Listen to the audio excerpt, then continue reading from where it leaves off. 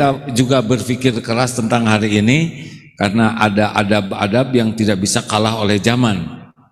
Jangan mentang-mentang milenial kemudian kehilangan tata nilai. Silakan Pak Bos dulu, Mas Rigo, silakan. Jadi ada di dunia HRD itu atau di perusahaan, bukan HRD aja, itu ada kita membandingkan antara attitude, perilaku dengan produktivitas, gitu ya. Anda harus tahu 4 hal pada saat hal itu terjadi dan Anda putusan Anda. Jika Anda punya tim, attitude-nya bagus, produktivitasnya rendah, Anda apain?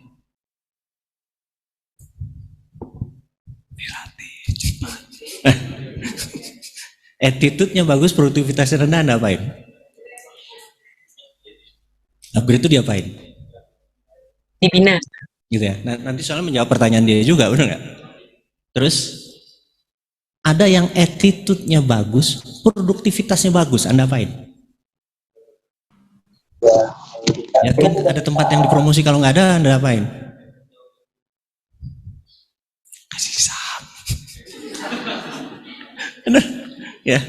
Nah, kalau ada orang yang attitude-nya buruk, produktivitasnya tinggi, Anda apain?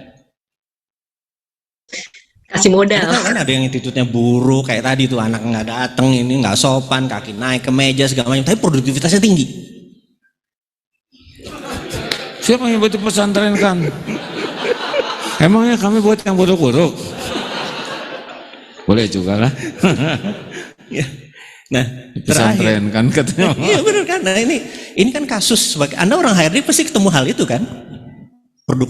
Attitude-nya bagus, produktivitasnya rendah tadi ya. Anda apain terserah. Produktivitas attitude-nya bagus, produktivitasnya bagus. Anda naikin pangkat, udah ada semua tempatnya. Anda naikin gaji, ngeri ya?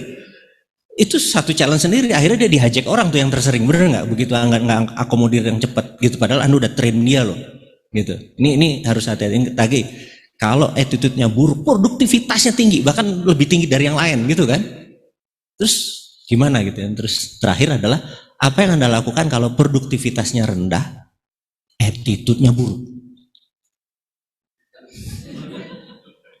Itu di wisuda. Gitu. Nah,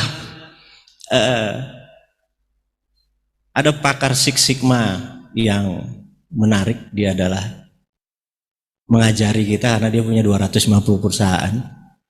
Dia adalah CEO-nya GE Finance, GE Group, gitu ya.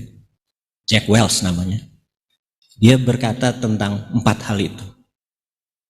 Attitude bagus, produktivitas rendah, attitude bagus, produktivitas bagus gitu ya. Kalau ketemu orang yang attitude-nya buruk, produktivitasnya tinggi, yang dilakukan apa?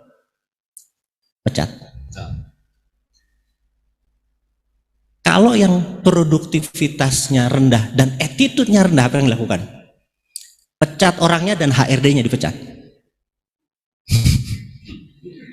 Karena pasti HRD-nya nggak kerja atau HRD-nya main, bener nggak?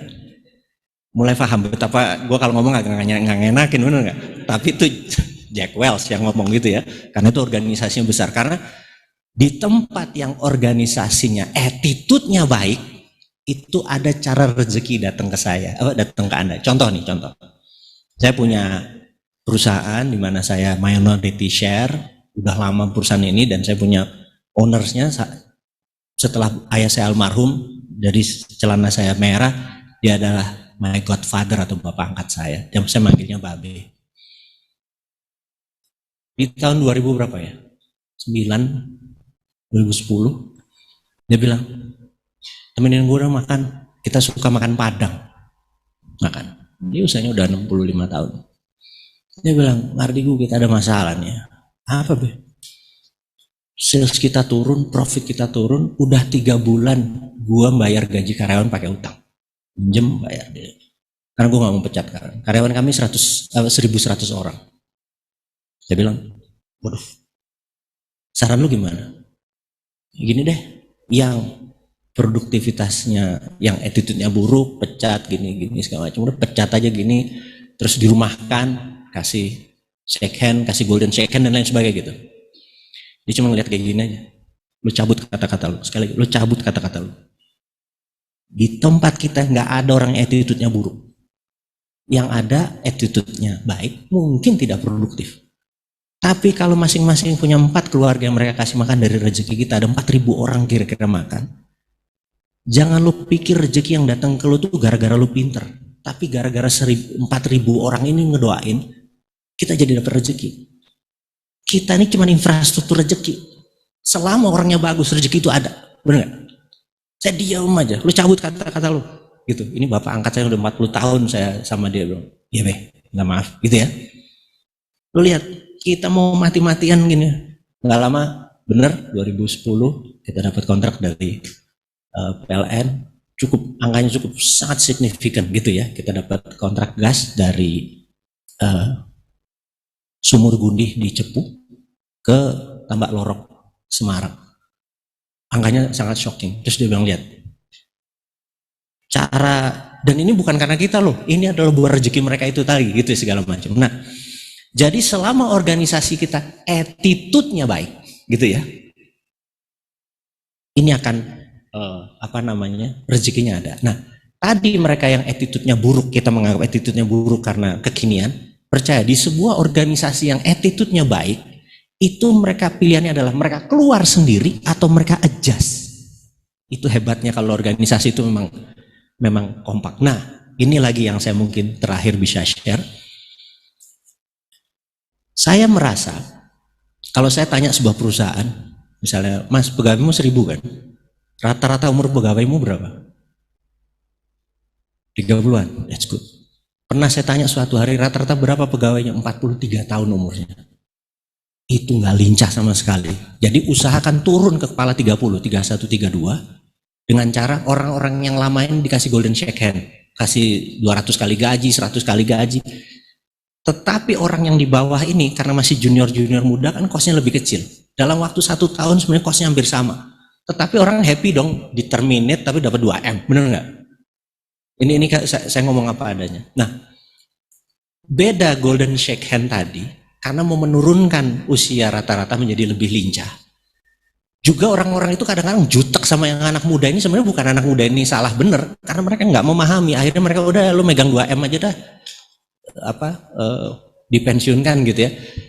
Jadi rata-rata usia produktif sebuah perusahaan pastikan di bawah 32 tahunan kira-kira. Itu nasihat dari ke teman tadi adalah, satu, yang jadi masalah kalau ini perusahaan negara atau perusahaan daerah, benar nggak? Karena mecat karyawan itu tidak bisa.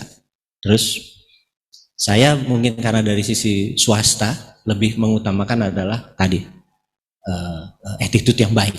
Dan attitude yang baik itu pasti akan membuat orang baik ngumpul.